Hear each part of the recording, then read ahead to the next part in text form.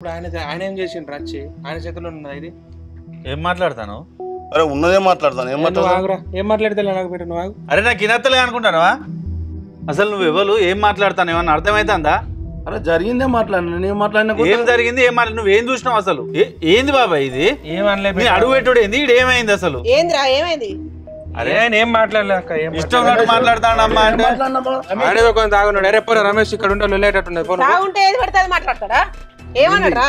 కాదమ్మా, నేనట అడుగు పెట్టినట ఇది గతి అయిందట, ఇష్టం ఉన్నట్టు ఆ బాబాయ్తో చెప్తాడు.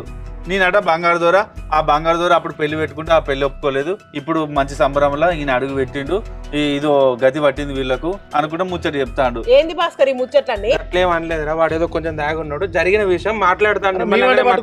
తాగుంటే ఏది పడితే అదే మాట్లాడతాడా? కాదు బాబాయ్, నేను ఆల్రెడీ మొన్న నుండి కూలి చస్తానా, ఏది నా పెళ్లి సంబరంలో గిట్లా అయిందని నేను ఆఖరికి నాదే ఉత్తుకొని చస్తానా. అయినా కూడా ఈ మాటలు అవసరం ఇప్పుడు? ఎట్లేందుకంటాను బిడ్డ? ఇప్పుడు నా ముందట అన్నాడు, ఇప్పుడు వేరే కాడ అంటాడు, ఎట్లుంటది చెప్పు? 4 రకాలుగా అన్నారా?